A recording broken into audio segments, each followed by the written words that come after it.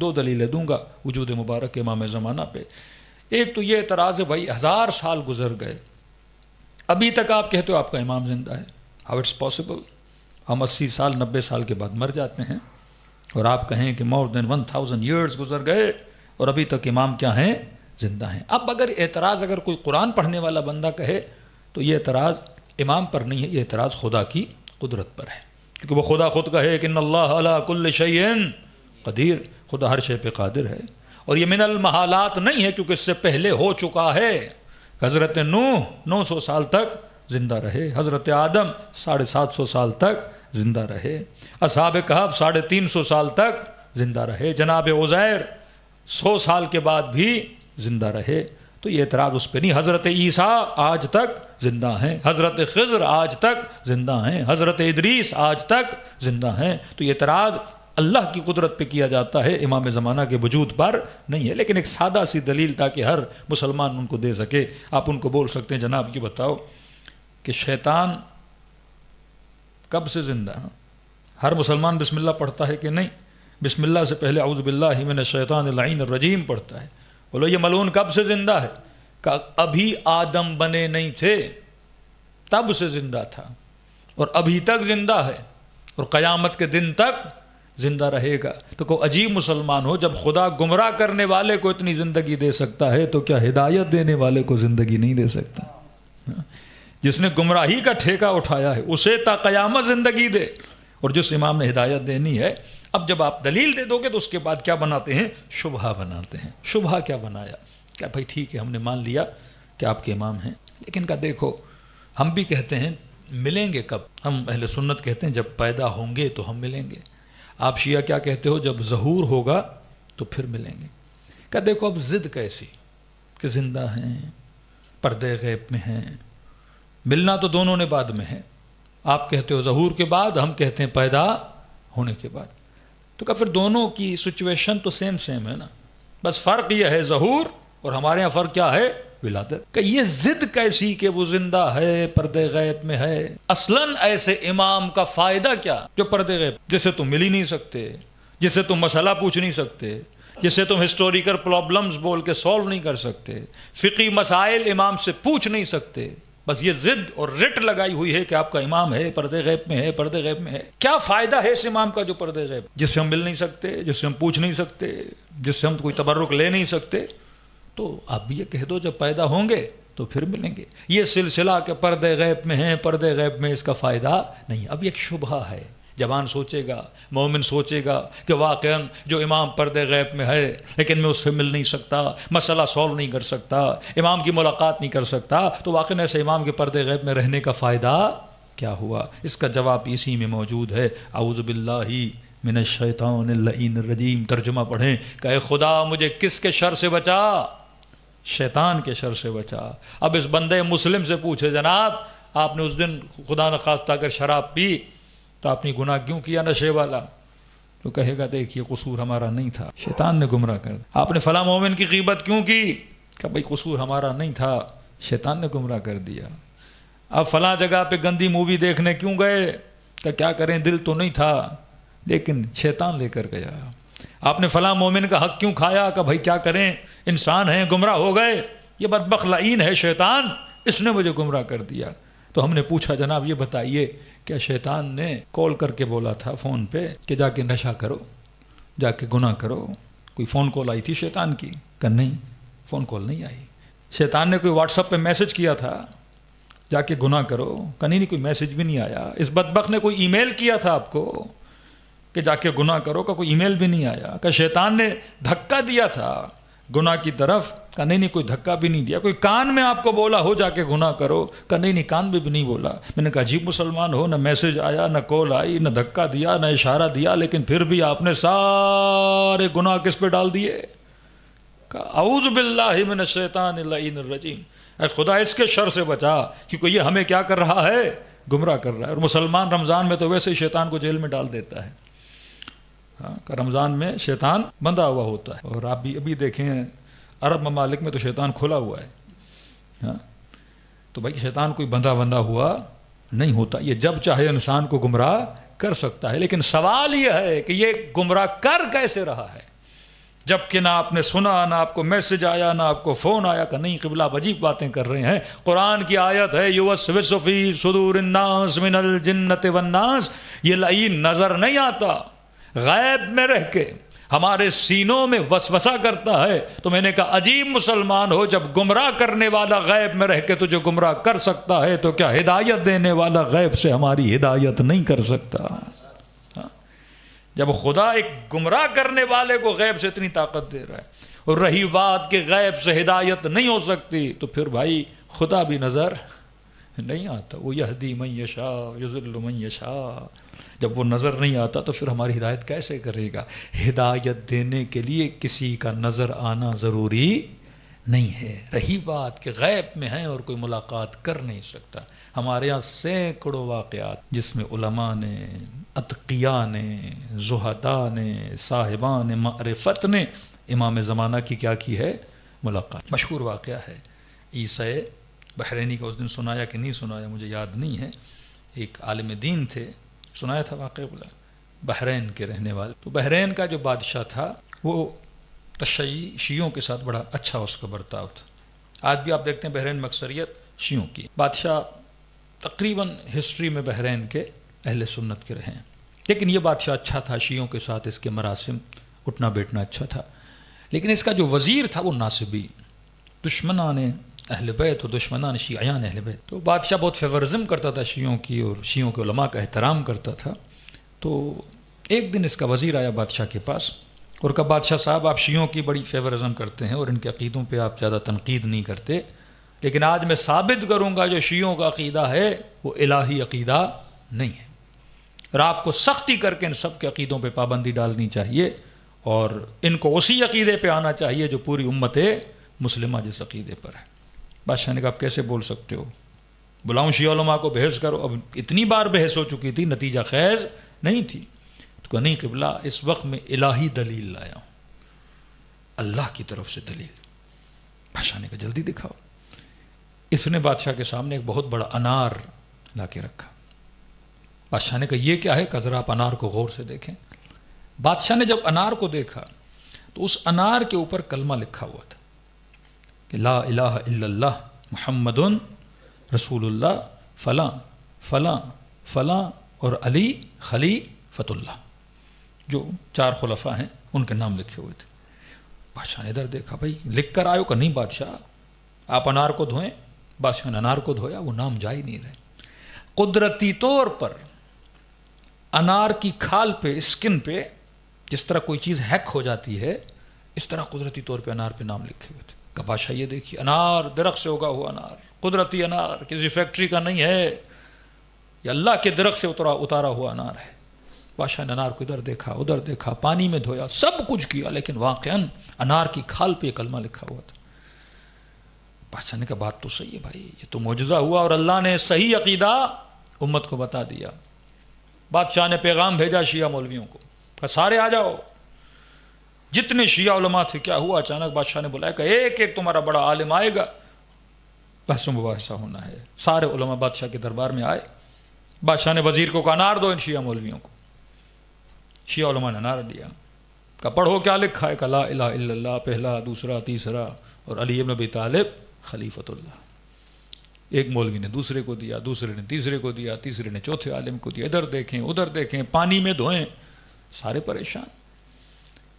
بادشاہ نے کہا دیکھو انار درخت سے آیا ہے، یہ نہیں کہ وزیر کی فیکٹری سے آیا ہو، درخت اللہ کا، انار قدرتی طور پر، اور اس پہ نام لکھے ہوئے ہیں، وہ کلمہ لکھا ہوا ہے جو پوری امت مسلمہ اس عقیدے کو مانتی ہے.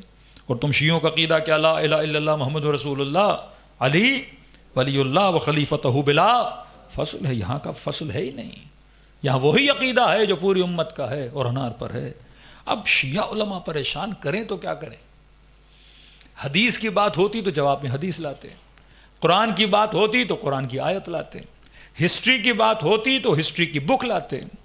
لیکن ایک انار قدرتی طور پر اور اس پہ نام لکھے ہوئے ہیں، آپ اس کا کیا کر سکتے ہو؟ کہ کوئی بچڑا اگر پیدا ہو اور اس کی کھال پہ کچھ لکھا ہوا ہو تو یہ تو ایک طرح سے قدرتی طور پہ لکھا ہوا ہے. تو شیعہ علماء نے کہا قبلہ آپ صحیح فرما رہے ہیں، انار ہم نے دیکھا ہے، بات سچی ہے، انار پہ یہ کلمہ لکھا ہوا ہے، ہمارے پاس کوئی جواب نہیں ہے، لیکن ہم آپ سے 3 دن کی مہلت چاہتے ہیں. اس کے بعد اگر ہم کوئی جواب لائے تو ٹھیک ہے، اگر جواب نہیں لائے تو سمعن و طاعتا، جو آپ بولیں گے اس پہ ہم تعمیل کریں گے. سارے شیعہ علماء اٹھے، انہوں نے آپس میں میٹنگ کی. اب کیا کریں؟ ایک مرتبہ مسئلہ میرے ہاتھ میں ہے تو میں حل کر دیتا ہوں. قرآن کی بات ہو، تفسیر کی بات ہو، دلائل عقلانی کی بات ہو، ہسٹری کی بات ہو، بحث مناظرہ ہو، مجادلہ ہو تو ہم کر سکتے ہیں. علماء نے کب یہ بات ہم سے خارج ہے، اس کا کوئی جواب ہمارے پاس نہیں ہے. تو انہوں نے کہا کیا کریں؟ فرمایا ہم وہ ہیں جن کا امام زندہ ہے. کہ اپنے آپس میں سب سے زیادہ متقی مولوی نکالو. 3 علماء کو چنا گیا کہ ہم میں سے ڈیلی ایک جائے گا صحرا میں، جا کے دعا مانگے گا اور امام زمانہ سے التجا کرے گا، اور جس سے امام زمانہ سے جواب ملا وہ بادشاہ کو جا کر دیں گے. پہلا عالم گیا، پوری رات روتا رہا، صبح ہو گئی ملاقات نہیں ہوئی. دوسرا عالم گیا، پوری رات روتا رہا، دعا کرتا رہا، ملاقات نہیں ہوئی. تیسرا عالم گیا جس کا نام عیسیٰ بحرینی تھا، کہتے پوری رات دعا کرتا رہا، یہاں کے صبح کی اذان کا وقت ہوا. اب مایوس ہو گیا کہ بس امام زمانہ نے ملاقات نہیں کروائی. بس یہ جملے نکالے کہ مولا یہ مکتب بھی آپ کا تھا، یہ مذہب بھی آپ کا تھا، جہاں تک ہم سنبھال سکے ہم نے اس کو سنبھالا. مولا اگر کوئی جواب نہیں ہے تو ہمیں اپنے عقیدوں سے ہٹنا پڑے گا، کیونکہ بادشاہ ظلم کر کے اسی عقیدے پہ لائے گا. کہتے ہیں یہ رو کے سجدے سے سر ہی اٹھایا تھا کہ پیچھے سے آواز آئی، عیسیٰ بحرینی گھبراؤ نہیں، تمہارا امام زندہ ہے. کہتے مڑ کے امام زمانہ کے چہرے کو دیکھا، مولا کے قدموں پہ گرے، 10 بوسی کی، رو کر عرض کی امام زمانہ 3 دن سے ہم رو رہے ہیں، گڑ گڑا رہے ہیں مولا. اب تو بالکل مایوس ہو گئے تھے کہ آپ کی زیارت نہیں ہوگی. مولا آتے آتے اتنی دیر کیوں کر دی؟ آغا عیسیٰ بحرینی کہتے امام زمانہ نے جملے فرمائے، عیسیٰ بحرینی 3 دن کی مہلت بھی تم نے مانگی تھی. اگر اسی وقت مدد کے لیے یقین کے ساتھ بلاتے تو ہم تمہاری مدد کے لیے کیا ہو جاتے؟ حاضر ہو جاتے. کہ مولا بتائیے. امام نے سارا اسے سمجھا دیا. عیسیٰ بحرینی اس طرح بادشاہ کے پاس جانا، اور یہ ساری ترتیب ہے. خوشی کے عالم میں سارے علماء آئے بادشاہ کے پاس. قبلہ جواب لائے ہیں. بادشاہ نے کہا جواب دو. کیا جواب ہے؟ کہ جواب ہمارے پاس یہاں نہیں ہے، وزیر کے گھر میں. بادشاہ نے کہا وزیر کے گھر میں کیوں؟ کہ جواب ہم وہاں دیں گے، لینا ہے تو آپ لے لیں، ورنہ ہم واپس جا رہے ہیں. لیکن شرط یہ ہے کہ وزیر کے گھر میں پہلے عیسیٰ بحرینی کا میں جاؤں گا، وزیر نہیں جائے گا. وزیر پریشان ہو گیا، قبلہ جواب دینا ہے تو یہاں دیں، میرے گھر میں آ کر کیا کریں گے؟ انہوں نے کہا نہیں، اگر یہ جائے گا تو جواب نہیں دیں گے، گھر اس کا ہے لیکن پہلے ہمیں داخل ہونے کی اجازت دی جائے. بادشاہ نے کہا وزیر مسئلہ کیا ہے؟ تمہیں جواب چاہیے تھا، یہ جواب لے کر آئے ہیں. وزیر خاموش ہو گیا. وزیر کے گھر پہ گئے. عیسیٰ بحرینی وزیر کے گھر میں داخل ہوا، سیڑھیوں سے اوپر گیا، دائیں طرف گیا، وزیر کے گھر کے ایک کمرے میں داخل ہوا. کمرے کے اندر ایک الماڑی تھی، الماڑی کے اندر ایک کپڑا پڑا ہوا تھا، کپڑے کے اندر ایک برتن پڑا ہوا تھا. اس نے وہ سارا اٹھایا. اب وزیر پریشان، گھر میرا ہے، اسے کیسے پتا کہ میرے گھر میں کمرہ کہاں ہے، میرے گھر میں الماڑی کہاں ہے؟ یہ ساری چیزیں اٹھاتا ہوا لے کر آیا، اور اس کپڑے کے اندر سے اس نے ایک برتن نکالا. کہ بادشاہ سلامت، جواب یہ برتن ہے. بادشاہ نے کہا میں سمجھا نہیں. کہ ذرا برتن کے اندر دیکھیے. ایک برتن کے اندر لکھا ہوا تھا لا الہ الا اللہ فلاں اور فلاں اور فلاں خلیفۃ اللہ. کہ بادشاہ سلامت یہ 2 برتن ہیں. برتن کے اندر یہ کلمہ لکھا ہوا ہے. انار جب چھوٹا تھا اس وزیر نے یہ برتن انار کے اوپر باندھ دیا، اور انار جیسے بڑا ہوتا گیا تو جو برتن کے اندر لکھا ہوا تھا وہ انار کی کھال پر ہیک ہو گیا. تو کہ بادشاہ سلامت برتنوں والے عقیدے اور ہیں، اللہ والے عقیدے اور ہیں. بادشاہ پریشان ہو گئے. عیسیٰ بحرینی تجھے اس کے گھر کا کیسے پتا چلا؟ برتن کا کیسے پتا چلا؟ تجھے اس کے شیطانی دماغ کا کیسے پتا چلا؟ کہا یہ ہمیں اس نے بتایا، کیونکہ ہم وہ قوم ہیں جن کا امام مردہ نہیں ہے بلکہ امام زندہ ہے. صلوات پڑھے محمد و آل محمد پر.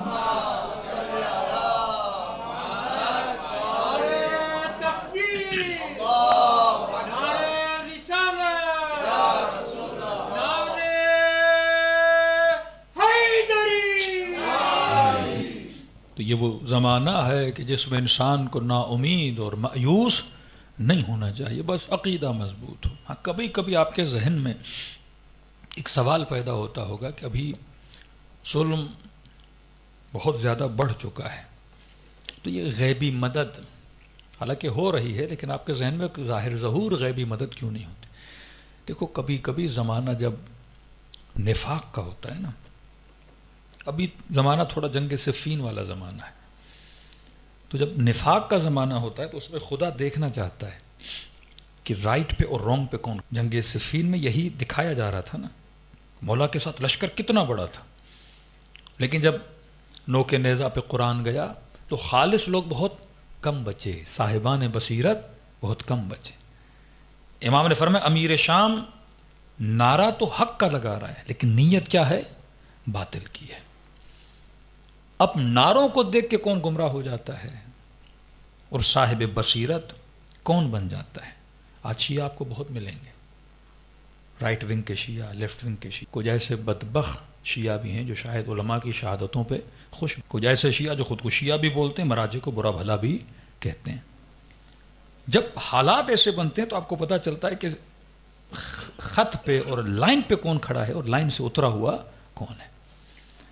آخری زمانہ امتحانات کا زمانہ ہے. میں ہمیشہ ایک مثال دیتا ہوں، آخری زمانے میں جس طرح آپ آٹے کو چھانی میں ڈال کے چائے جب بناتے ہو اس کو چھانی میں چھانتے ہو نا، تو یہ چھنی کا زمانہ ہے. خدا چھانتا ہے کہ جو بیکار اور فضول لوگ ہیں وہ نکل جائیں اور خالص کیا جائیں، اوپر باقی رہ جائیں. آخری زمانہ مطلب لوگوں کو خالص کرنے کا زمانہ ہے. آج 1 ارب مسلمان ہے، کون سا مسلمان کہاں کھڑا ہے؟ کتنا پروپیکنڈا شیعت کے خلاف کیا گیا. آپ کی سوچ ہے کہ ان کی شام غریبہ میں یہ ہوتا ہے، پتہ نہیں اپنے نیاز میں ذوالجنہ کا الیاذ باللہ فضلہ ملا دیتے ہیں، یہ ہوتا ہے وہ ہوتا ہے. ایک وقت تھا جب کوئی ان کے علم کے نیچے سے گزرو تو نکاح ٹوٹ جاتا ہے، ان کے ہاتھ کا کھانا نجس ہے. ایک دنیا تھی، ایک عالم تھا، لوگوں کی سوچ تھی، پڑھے لکھے لوگ، بیچلر نہیں ماسٹر کیے ہوئے لوگ، پی ایچ ڈی پاس لوگ، بڑی بڑی داڑیاں رکھی ہوئی، لیکن یہی عقیدے ان کے ذہنوں میں راسخ کر دیے گئے تھے شیعہ اسلام. دن بہ دن زمانہ بڑھا، سوشل میڈیا کا زمانہ آیا، لوگوں نے چیزیں دیکھی. فیک مولوی جو اسلام کے نعرے لگاتے تھے، جو جہاد کے نعرے لگاتے تھے، آپ نے داعش سے بڑی کوئی فورس دیکھی جن کے جھنڈوں پہ لا الہ الا اللہ محمد رسول اللہ، جو کبھی کہیں ہم خراسانی لشکر ہیں، کبھی کہیں ہم آخر زمان میں حضرت مہدی کا لشکر ہیں، مسلمانوں کے گلے کاٹے ہیں، جارڈن کے پائلٹ کو زندہ جلا دیں، ٹیلی فون کی تاروں سے خواتین کے گلے انہوں نے دبائے اور ان کی سانسیں نکالیں، 4 سال کی بچیوں کے گلے کاٹے کہ ہم اسلام کا نعرہ بلند کر رہے ہیں. یہی سیریا میں آپ نے دیکھا کہ لوگ سے ہاں یہ حق پر ہیں، اہل سنت ان کے پیچھے تھے، بیک کرتے تھے. وہ پاکستان سے، افغانستان سے بڑی تعداد میں لوگ جہاد کے نام سے ان کے پیچھے لگے، اور آج انہی لوگوں نے حکومت ملی تو ان کا سرغنہ سب سے پہلے کس کے پاس گیا؟ ٹرمپ صاحب کے پاس بیعت کرنے کے لیے گیا. یہاں لوگ دیکھ رہے ہیں کہ حقیقی مسلم کاٹنے پر آئے تو انہوں نے مسلمانوں کے گلے کاٹ دیے، لیکن وہیں پہ 60,000 فلسطینی شہید کر دیے گئے. یہ کہاں مر گئے سارے داعش والے، جبہت النصرہ والے، اسلام کے نعرے لگانے، افغانستان میں اللہ کا جھنڈا بلند کرنے والے. ایک بیان آپ سنتے ہیں ان کا کہ ہم اسرائیل کے لیے نکلیں گے، لیکن وہیں برادر مسلم سے جنگ ہو تو یہ پیش ہوتے ہیں، مسلمان کا گلا کاٹنا ہو تو یہ آگے ہوتے ہیں. لیکن کفر کے مقابلے میں، یہود کے مقابلے میں، صہیون کے مقابلے میں یہ خاموش ہے. اور وہیں پہ جس شیعہ کو کافر بولا گیا، جس کو نجس بولا گیا، جس کو رافضی، اور مسلمانوں کے بچوں کی مدد کے لیے اگر کوئی نکلا تو وہی علی بن ابی طالب کا ماننے والا باہر نکلا. یہ جنگ حق و باطل ہے. یہاں حقیقی سردار، یہاں حقیقی شہید، یہاں حقیقی مسلم، یہاں اسلام ناب محمد، وہ خالص اسلام تجھے کہاں سے ملے گا وہ بتایا جاتا ہے. کہ کل بھی کہا کہ علی مع الحق والحق مع علی. ایک امتی، ایک مسلمان حق کسے سمجھتا ہے؟ رسول خدا کے رائٹ میں کچھ لوگ ہیں، رسول خدا کے لیفٹ میں کچھ ہیں. رسول خدا نے شادیاں کی ہوئی ہیں، رشتہ داریاں کی ہوئی ہیں، جنگوں میں رسول کے ساتھ ہیں، اور اچانک رسول خدا دنیا سے چلے جاتے ہیں. رسول دنیا سے گئے، یہ رسول کے رائٹ لیفٹ میں جو بڑی بڑی شخصیات تھی آپس میں لڑ پڑے، فائٹنگ وچ ایچ ادر. اب یہ بیچارہ مسلمان مکے والا، مدینے والا، یہ تو سلام کرتا تھا، احترام کرتا تھا کہ یہ بھی نبی کا صحابی، یہ بھی نبی کا صحابی. یہ کون؟ یہ رسول خدا کے ازواج مطہرات، یہ تو سب کا احترام کرتے ہیں. اب دیکھا دو بڑے آپس میں لڑ پڑے، یہ بیچارہ کیا کرے؟ یہ کہے اگر میں اس کا ساتھ دیتا ہوں تو یہ بھی رسول خدا کا ساتھی ہے، اور وہ فلاں ساتھی سے لڑ رہا ہے تو اب اس کا ساتھ دوں یا اس کا ساتھ دوں. کسی نے کہا بھائی دونوں کا ساتھ نہیں تو گھر بیٹھ جاؤ. کسی نے کہا نہیں فلاں حق پر ہے تو اس کے ساتھ چلا گیا. کسی نے کہا فلاں حق پر ہے اس کے ساتھ چلا گیا. یعنی 1400 سال کے بعد یہ سینیریو دیکھنا بڑا آسان ہے. لیکن رسول خدا کے زمانے میں کہ آپ یہ دیکھو، ایک طرف رسول خدا کی زوجہ جس کے لیے قرآن میں آیت ہے یہ مومنوں کی مائیں، دوسری طرف آپ دیکھیں رسول خدا کا داماد جس کے لیے باب مدینۃ العلم کہیں، جس کی فضائل میں اتنی آیتیں حدیثیں پڑھیں، جس کو امت خلیفہ بنائے، اور اسی کے مقابلے میں نبی کی زوجہ. یہ گھر کی لڑائی ہوئی نا. تو عام سا مسلمان تو پریشان ہو جائے گا نا، میں کس کا ساتھ دوں؟ کہے گا بھائی نبی کی زوجہ سے کیسے لڑوں؟ الامان الحفیظ. دوسری طرف کہے خلیفۃ مسلمین سے کیسے لڑوں؟ الامان الحفیظ. یہاں بھی حدیث رسول کی ہیں، وہاں احترام کی بات ہے. امت کرے تو کیا کرے؟ مسلم کنفیوژن کا شکار رہا رسول کے بعد. لیکن رسول کا کام تھا، اگر امت کو کنفیوژن میں چھوڑ کے جا رہے ہیں تو الیاذ باللہ قصور کس کا ہے؟ پھر رسول کا ہے. اگر خدا ہمیں صحیح راستہ نہیں دے رہا اور ہمیں کنفیوژن میں خدا چھوڑ رہا ہے تو پھر قصور ہمارا نہیں ہے. پروردگار عالم تو نے ہمیں چراغ نہیں دکھایا، تو نے ہمیں راہ نہیں دکھائی، لیکن خدا ایک خط کھینچ رہا ہے، رسول ایک لائن بنا رہے ہیں. وہ لائن یہ تھی کہ علی مع الحق والحق مع علی. علی حق کے ساتھ ہے، حق علی کے ساتھ ہے. یہ نہ دیکھنا یہ امت کے بنائے ہوئے اور تمہارے ذہنوں میں بٹھائے ہوئے حق کہاں جا رہے ہیں، یہ دیکھنا کہ علی کہاں جا رہے ہیں. یہ لائن تھی. آج مسلمانوں کو دیکھنا ہے کہ حق کہاں کھڑا ہے. آج حق اہل بیت کے چاہنے والوں کے ساتھ کھڑا ہے. آج حق علی والوں کے ساتھ کھڑا ہے. دنیا کے سارے رہبر جھوٹے جو ڈالروں پہ بکیں اور درہموں پہ بکیں، لیکن آج دیکھو کون ہے راہ حق میں اپنے سر کی قربانی بھی دے اور اپنی قوم کی قربانی بھی دے. تو خدا نے ہمیشہ حق اس آئیڈیالوجی کے ساتھ رکھا جس کا تعلق اہل بیت علیہ الصلوۃ والسلام کے ساتھ تھا. رہی بات ہماری جو ہم امام زمانہ کا نام لیتے ہیں، چھٹے امام کی ایک سخت حدیث ہے. ایک سید بزرگوار عراق کا ایک شہر تھا، وہاں پہ ممبر پہ گئے اور لوگوں کو کہا مولا کے ظہور کی دعا کرو، ظلم بڑھ چکا ہے. تو مسجد کے لوگوں نے مولانا سے بحث کر دی کہ مولانا ہم ڈیلی دعائیں کر رہے ہیں، مجلس میں، زیارت میں، مصائب میں کہ مولا کا ظہور ہو جائے، ہوتا ہی نہیں. تو قبلہ نے کہا کہ بھائی چھٹے امام کی حدیث ہے، جب لوگ زیادہ اعتراض کریں نا کہ امام کیوں نہیں آتے تو ان کو یہ بولنا تمہارے اپنے عمل کی مولا کا ظہور نہیں ہوتا. دیکھو ظہور دو طرح کے، ایک ظہور عام ہے، ایک ظہور خاص ہے. اگر میں اتنا نیک ہوں تو ظہور خاص تو ہونا چاہیے نا، مولا مجھے تو زیارت کرا دیں خواب میں، بیداری میں. ایک ظہور عام ہے، جب آئیں گے سب دیکھیں گے. مجھ سے کئی ایسے نوجوان ملے ہیں جنہوں نے امام زمانہ کی زیارت کی ہے. تو قبلہ نے کہا مولا کا یہ فرمان ہے تمہارے عمل کی وجہ سے. اب بعض مومنین جذباتی ہوتے ہیں. مؤذن بیٹھا تھا، وہ کھڑا ہو گیا کہ مولوی صاحب کیا پڑھ رہے ہو؟ نظر ہم کریں، نیاز ہم کریں، گریہ ہم کریں، ماتم ہم کریں، نمازیں ہم پڑھیں، نیکیاں ہم کریں، اور آپ ہمیں یہ رہے امام زمانہ ہماری وجہ سے نہیں. کوئی مسجد میں آنے کی ضرورت نہیں ہے. کہ کیسی تبلیغ کر رہے ہو آپ کہ ہماری وجہ سے مولا نہیں آتے، آپ تمہارے قصیدے پڑھو. مولا نے کہا بھائی مجھ پہ کیوں غصہ کر رہے ہو، چھٹے امام کی روایت پڑھ رہا ہوں. کہا نہیں بس ہم دوسرا مولوی ڈھونڈیں گے، آپ کو آنے کی ضرورت نہیں ہے. کہ جھگڑا ہو گیا مسجد میں. انہوں نے مولانا کو ممبر سے اتارا اور مسجد مؤذن نے مصلی اٹھایا اور مولوی مولانا کے سینے پہ دے مارا. کہ چلے جاؤ گھر، نکل جاؤ مسجد سے. مولانا چلے گئے. کہتے رات کو گھر گیا، بڑا رویا کہ امام زمانہ یہ احترامی اور بدتمیزی کی ہے لوگوں نے میرے ساتھ. صبح کی نماز پڑھی. صبح کی نماز کے بعد میرے گھر کے دروازے پہ دستک ہوئی. دروازہ کھولا، وہی مؤذن دروازے پہ کھڑا ہے، رو رہا ہے. قبلہ معاف کر دو، غلطی ہو گئی، آپ صحیح کہہ رہے تھے، امام نہیں آتے تو ہمارے عمل کی وجہ سے نہیں آتے. کہہ رہا میں نے مؤذن کو پکڑا، گھر میں بٹھایا. کیا ہوا؟ روئے جا رہا ہے، روئے جا رہا ہے. آپ صحیح کہہ رہے تھے. کہا کیا ہوا ہے؟ کہ آپ سے بدتمیزی کی. رات کو گھر گیا، خواب کے عالم میں ایک خواب دیکھا. کیا خواب دیکھا؟ خواب دیکھتا ہوں امام زمانہ کا گلی گلی، کوچا کوچا خوشیاں منائی جا رہی ہیں. فرزند زہرا آ گئے، حضرت حجت کا ظہور ہو گیا. کہتا ایک بھیڑ ہے جو امام سے ملنے کے لیے جا رہی ہے. میں بھی خوشی خوشی گھر سے نکلا تاکہ امام زمانہ سے جا کے ملاقات کروں. کہتا بڑی مدت کے بعد، بھیڑ کے بعد ایک مصافحہ، ہاتھ ملانا امام زمانہ سے نصیب ہوا. اور ہر مومن کہہ رہا تھا مولا آپ میں فلاں علاقے سے آیا ہوں, آپ میرے گھر کب آئیں گے؟ مولا میں آپ کی دعوت کروں گا. میں نے بھی کہا مولا میں فلاں علاقے سے آیا ہوں, آپ کب آئیں گے؟ امام فرمایا مؤذن انتظار کرنا, ہم تیرے گھر ضرور آئیں گے.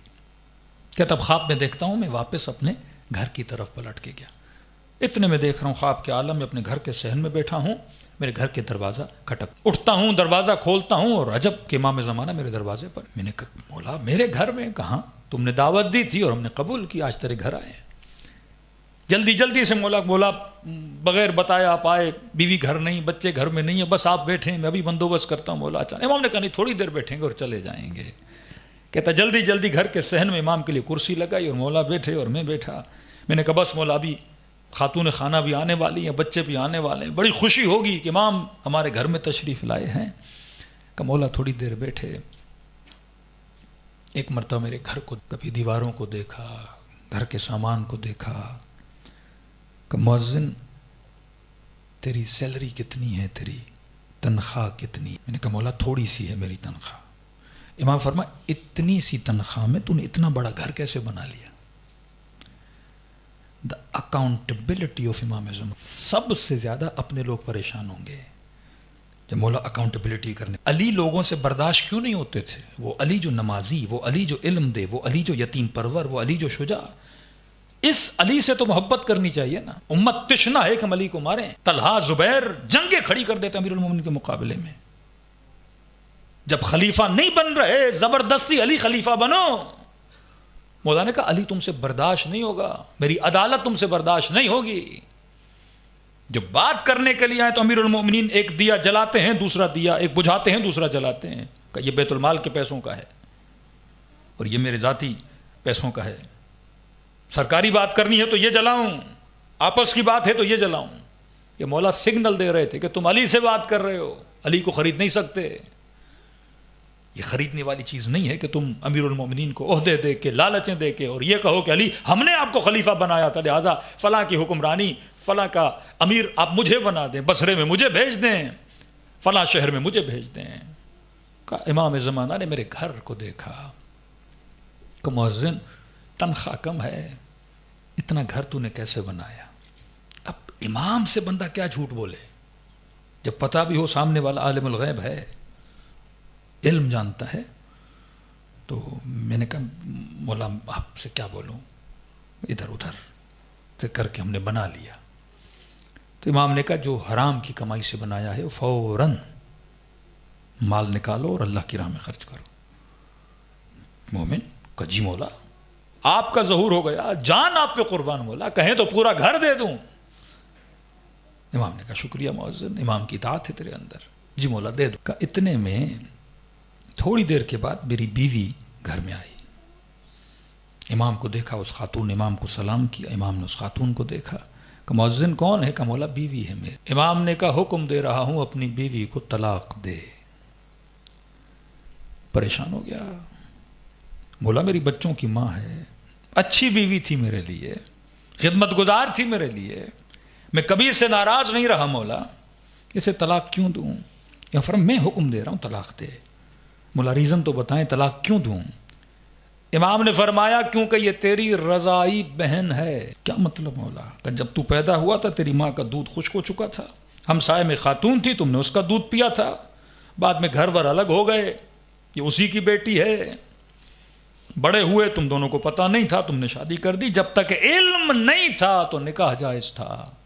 ہاں بچے بھی تیرے حلالی ہیں کیونکہ علم نہیں تھا. اب میں بتا رہا ہوں علم آ گیا. کئی ایسے مسائل ہیں جس کا علم نہیں ہوتا, کئی ایسے مسائل ہیں جس میں مراجع احتیاط کا فتویٰ دیتے, اور امام تو احتیاط تو نہیں بولیں گے نا, ڈائریکٹ بولیں گے حلال ہے یا حرام ہے. کہ اب میں کہہ رہا ہوں طلاق دے. میں نے کہا ٹھیک ہے مولا. بیوی کو بھی طلاق دی. اتنے میں میرے 19-20 سال کا بیٹا گھر میں. امام نے کہا مؤذن یہ ہے تیری اولاد؟ کہ جی مولا. کہ تجھے پتا اب کہاں سے آ رہا ہے؟ کہ نہیں مولا. کہ ابھی فعل حرام کر کے تیرے گھر میں آیا ہے, ایسا گناہ کر کے آیا ہے جس میں اسلام سزائے موت سناتا ہے. امام نے بتایا تیرا بیٹا یہ گناہ کر کے آیا ہے، لہٰذا میں اس پہ حد شرعی جاری کروں گا۔ یہ مؤذن کہتا ہے امام نے کہا گھر تو دے دیا، بیوی کو طلاق تو دے دی، لیکن جب یہ کہا کہ تیرے بیٹے کو سزا دوں گا، بیٹے تو سب کو پیارے ہوتے ہیں، کہ ایک مرتبہ جذبات میں آیا، خون میری آنکھوں میں چڑھایا، کھڑا ہو گیا اور امام کے ساتھ بہترامی کی۔ میں نے کہا کبھی کہتے ہو گھر کا سامان دو، کبھی کہتے ہو بیوی کو طلاق دو، ابھی کہہ رہے ہیں بیٹے کو سزا دیں گے۔ کہتا میں نے بہترامی کی، میں نے کہا آپ امام تو دور، آپ تو مجھے سید بھی نہیں لگتے۔ کہا یہ کہنا تھا امام زمانہ، کھڑے ہو کر آنکھوں میں آنسو جاری تھے۔ فرمایا مؤذن یہ خواب ہے، امتحان ہے، جب تو اپنے مولا پر اپنا بیٹا قربان نہیں کر سکتا تو یہ نہ کہا کرو کہ امام زمانہ کا ظہور کیوں نہیں ہوتا۔ آج ایک جوان بال قربان نہ کر سکے، آج کوئی خاتون تھوڑی سی چادر سر پہ نہ رکھ سکے، آج کوئی مومن اپنا تھوڑا سا مال امام زمانہ کی راہ میں خرچ نہ کر سکے، آج کوئی مومن آدھا گھنٹہ دین کو نہ دے سکے۔ فرمایا یہ دین پریکٹیکل ہے، یہ صرف نعروں کا دین نہیں ہے۔ جنہوں نے محنتیں کیں، جنہوں نے زحمتیں کیں، تو کوئی بحر العلوم بنا، کوئی خمینی بنا، کوئی مرعشی نجفی بنا، کوئی وقت کا بہجت بنا۔ تو فرمایا جب تک پریکٹیکلی امام زمانہ کی اطاعت ہمارے وجود میں نہیں آتی، تب تک یہ وجود ہمیں باعث خیر و برکت نظر نہیں آئے گا۔ خیر اگر چاہیے تو فرمایا ایمان راسخ وجود میں ہونا چاہیے۔ صلوات پڑھے محمد و آل محمد۔